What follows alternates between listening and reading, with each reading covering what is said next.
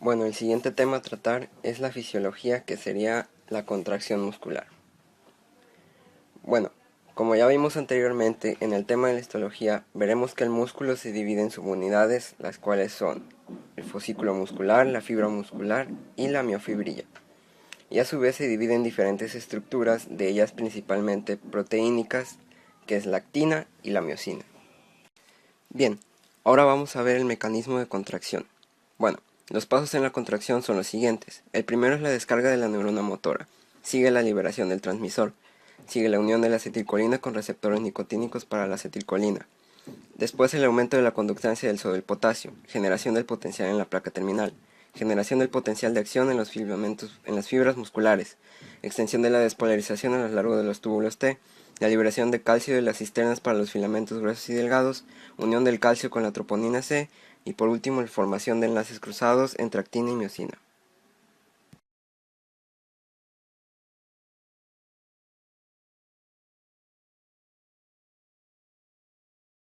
Vamos con la primera parte, que es la descarga de la neurona motora. Como vemos, los músculos están inervados por el sistema nervioso. Esta es una fibra nerviosa las cuales se van a disponer en su forma terminal en diferentes ramificaciones.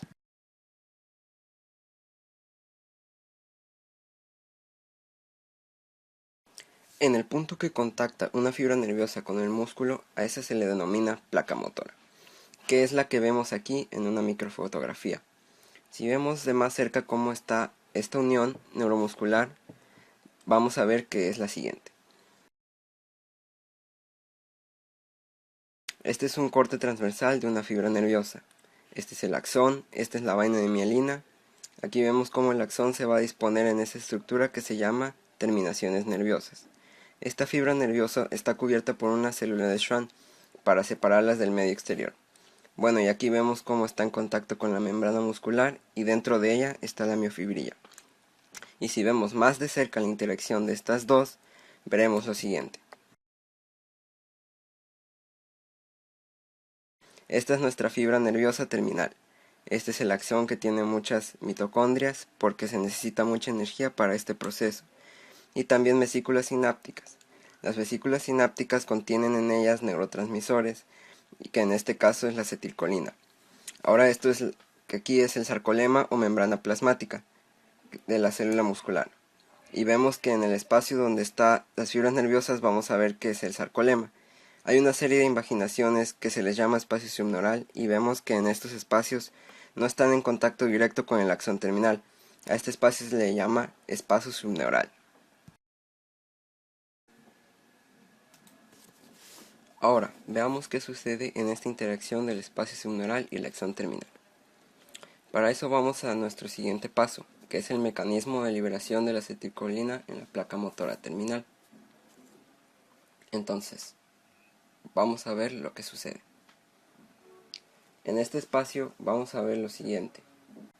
En este nuestro axón terminal son las vesículas, y estos son los puntos de liberación de la vesícula. Este es nuestro espacio subneural, este es el sarcolema, y estos son los receptores de acetilcolina. Este es nuestro espacio basal y este es nuestro canal de calcio. Bien, ahora vamos a ver el mecanismo de liberación del neurotransmisor y la acetilcolina. Bueno, tenemos una estructura que se le denomina endosoma temprana. Vamos a explicar cómo es que se libera la vesícula al exterior. Y para esto tenemos lo siguiente. Primero, antes de llamarse vesícula, esta deriva de otra estructura llamada endosoma primario.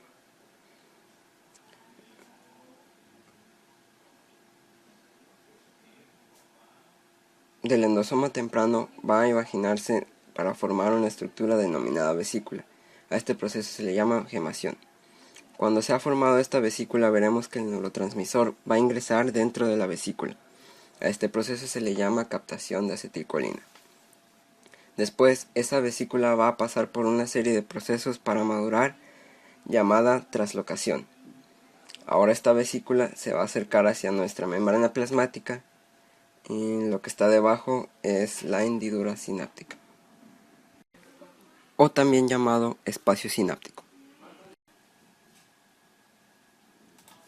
Entonces vamos a ver que esta vesícula va a interactuar con la membrana plasmática. Este proceso se le llama fijación. Entonces, la membrana de la vesícula va a interactuar con la membrana plasmática y va a pasar por este proceso que se llama cebadura, que es a partir del ATP, que es como la vesícula a través de sus proteínas va a interactuar con las proteínas de la membrana plasmática y de esta manera se pueda formar un canal. Ok. Uno de los iones más importantes intermediarios en este impulso nervioso es el calcio, de manera que al llegar el impulso nervioso, el calcio que se encuentra abundante extracelular va a ingresar.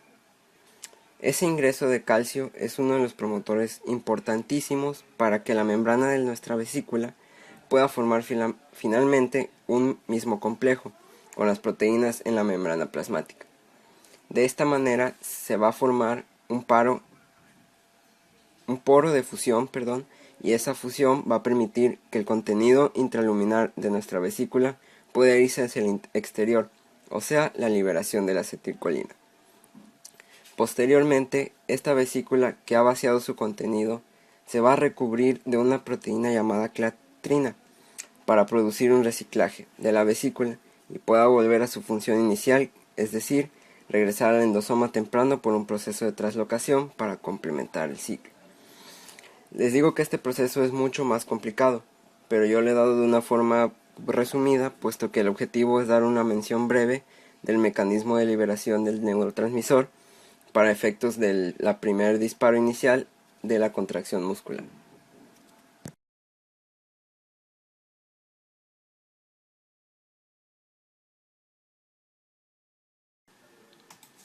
Bien, nuestra neurotransmisora de acetilcolina ha sido liberada. Vamos a pasar al siguiente paso, que es la unión de la acetilcolina con los receptores nicotínicos de la misma. Bueno, regresamos a nuestra imagen primera.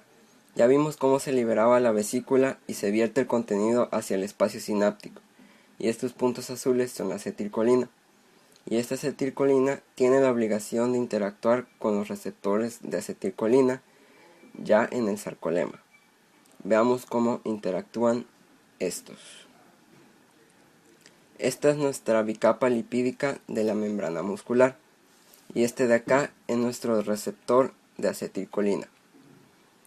Este receptor es una proteína integral que tiene 5 subunidades, 2 alfa, una beta, una delta y una gamma. Sí, 2 alfa, una beta, una delta y una gamma. Y estas proteínas van a formar un poro que es este que está aquí. Entonces, entre el espacio determinado por la subunidad alfa y gamma y la subunidad alfa y delta, hay unos espacios que están destinados para interactuar con la acetilcolina, de manera que la acetilcolina liberada y este receptor en reposo se encuentra cerrado sin acetilcolina unida.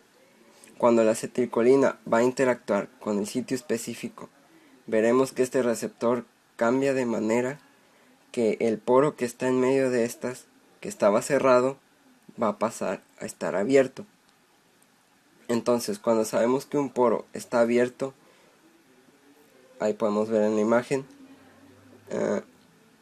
cuando sabemos que ya hay un poro que está abierto, ya hay un espacio para que el espacio extracelular y el intracelular con él puedan interactuar. Y como sabemos, el sodio es más abundante en el extracelular, de manera que va a ingresar y a su vez el potasio salir. Bueno, para los receptores de acetilcolina el principal evento es la entrada del sodio. El potasio no juega un papel muy importante en este caso. Bueno, este es el proceso de formación de la acetilcolina, que es la acetilcolina A más la colina. Se libera e interactúa con los receptores.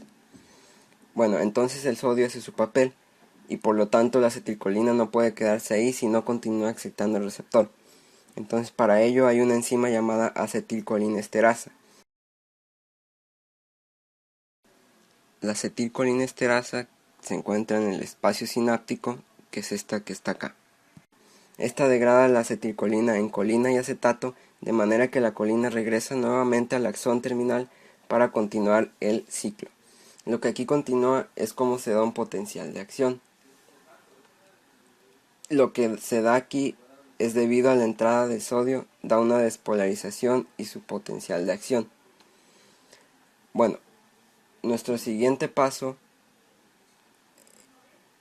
que es el aumento en la conductancia del sodio y potasio, que ya fue mencionado, la generación del potencial y la generación del potencial en las fibras musculares. Hay una cosa que tenemos que tener en cuenta para nuestros siguientes pasos, que son la excitación de la despolarización al interior de los túbulos T y la liberación de calcio de las cisternas del retículo sarcoplásmico. ¿Qué significa eso? Pues vamos a ver acá. Y para esto tenemos que recordar nuestra imagen de los principios de la parte de la fibra muscular. Les he mencionado que la membrana celular muscular se le llama sarcolema. Este sarcolema tiene una invaginación muy profunda que se le denomina túbulo transversal o túbulo T. Este túbulo T es tan profundo que llega de un extremo a otro, especialmente casi en contacto con las miofibrillas que están acá.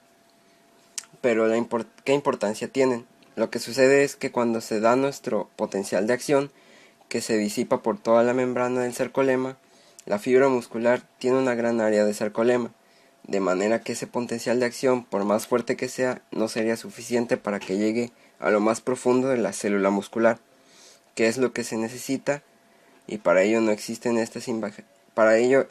estas invaginaciones denominadas túbulos T. Esa es la importancia de esta imagen. Ahora expliquemos cómo es que sucede esto. Pasemos a la siguiente imagen. Bueno, en esta imagen es la línea negra de arriba, es el sarcolema, y esta invaginación es el túbulo T que vemos aquí. En el interior del sarcolema, denominado sarcoplasma, vemos otra estructura denominada cisternas, que es la parte de otro llamado retículo sarcoplásmico. Lo que lo caracteriza es que contiene bastante cantidad de calcio. Bueno, digamos que se da nuestro potencial de membrana, potencial de acción, y se disipa en toda la membrana del sarcolema y que continúa a través de los túbulos T, como estamos viendo aquí en la imagen. De manera que sucede lo siguiente. En el sarcolema existe una proteína que se llama receptor de dihidropiridina, que es este que está aquí. Y de manera que el potencial va a llegar hasta acá y a su vez va a interactuar con otro receptor que se llama conducto liberador de calcio, que es el que está a su izquierda. Entonces, esa interacción va a comunicar ese voltaje del sarcolema hacia la membrana de la cisterna. Dentro de las cisternas, el calcio tiene una mayor concentración que en el exterior. Este voltaje conducido por la interacción de estos receptores hace que el calcio que se encuentra en el interior pueda salir hacia el exterior. De manera que ahora la concentración de calcio aumenta en el exterior, o sea, en el sarcoplasma. Ese calcio ya liberado es lo suficiente para que pueda cumplir su función a nivel del sarcómero, que es el que vemos abajo. Ahora el calcio hace su papel en el sarcómero y después es bombeado nuevamente hacia el interior de las cisternas por una bomba llamada bomba de calcio ATPasa.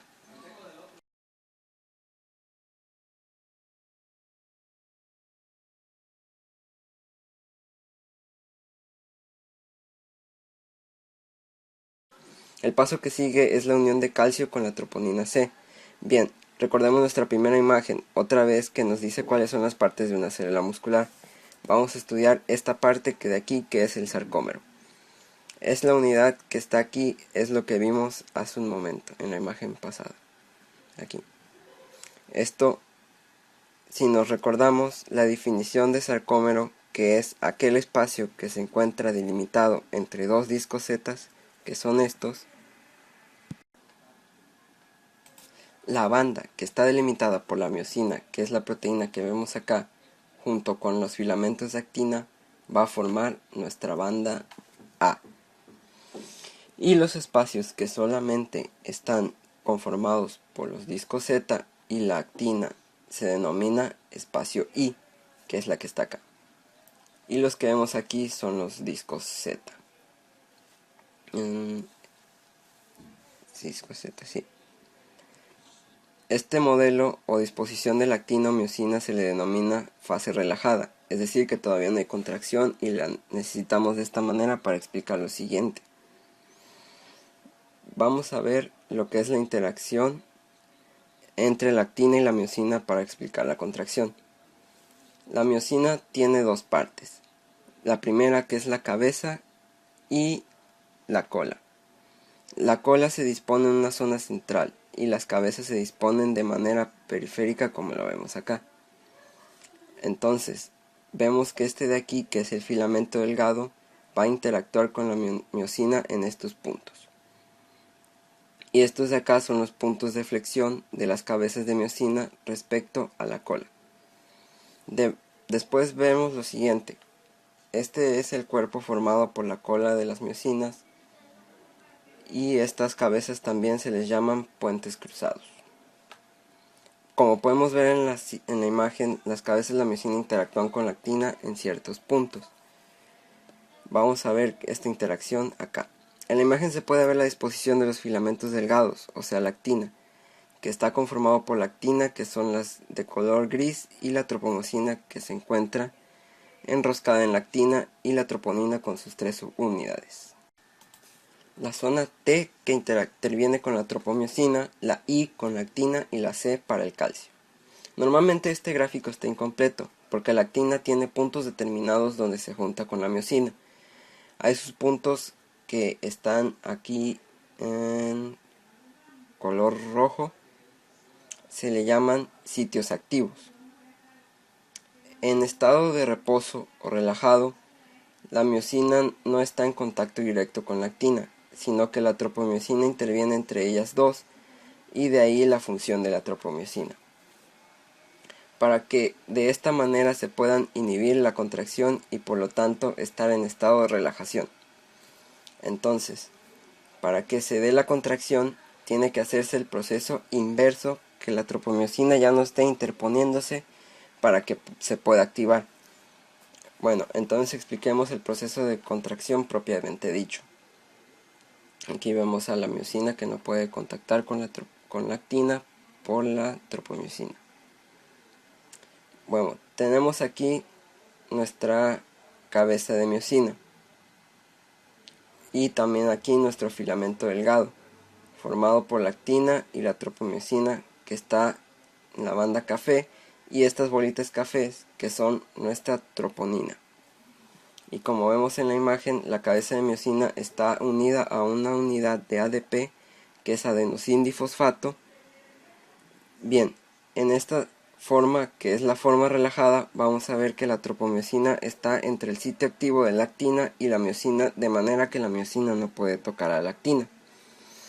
Pero esta vista no nos delimita. Veámoslos con un corte transversal que se ve en la imagen de la siguiente manera. Aquí se puede ver que están tocando, no pueden tocar porque la tropomiosina está en medio. Bueno, vámonos a verlo en un corte transversal. Entonces, en el estado que está relajación, la tropomiosina está entre la actina y la miosina, que está aquí. Entonces, cuando estamos en un medio en el cual el calcio abunda, tal cual es el medio que se dio al liberarse el calcio de las cisternas, el calcio va a interactuar con las subunidades I de la troponina, y de cual ahí la función de la subunidad C, que es recibir el calcio liberado, que va a producir el siguiente evento. Veámoslos en un corte transversal.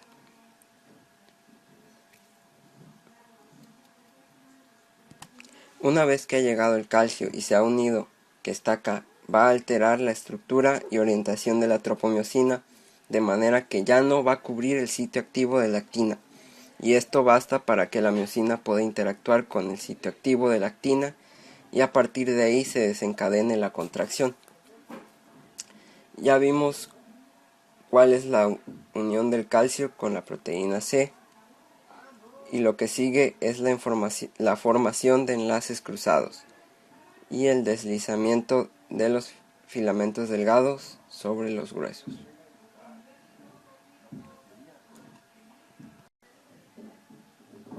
Una vez que está unido el calcio a la troponina y la miosina unida a la actina, esa unión va a provocar que el ADP que estaba unido a la cabeza de la miosina salga. Una vez que el ADP ha salido, lo va a reemplazar otra estructura que se le llama ATP o el adenosín trifosfato, como vemos en la imagen de abajo. El ATP es la molécula energética de la célula, puesto que para la contracción se va a necesitar energía. Cuando la molécula de ADP deja la miosina, hace que la cabeza de miosina cambie su estructura, de manera que pasa de estar de esta forma, que está hacia la derecha, hace que arrastre el filamento delgado hacia la izquierda. A eso se le denomina fuerza longitudinal, que es lo que hace que el filamento delgado se deslice sobre el filamento grueso.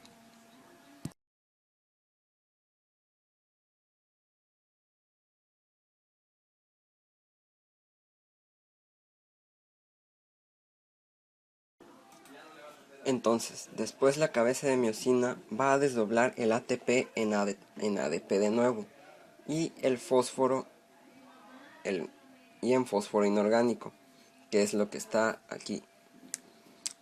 Cuando el ADP regresa a la miosina, hace que la cabeza de miosina se desdoble, como se ve en la imagen, y lo que estaba en esta posición pasa a esto.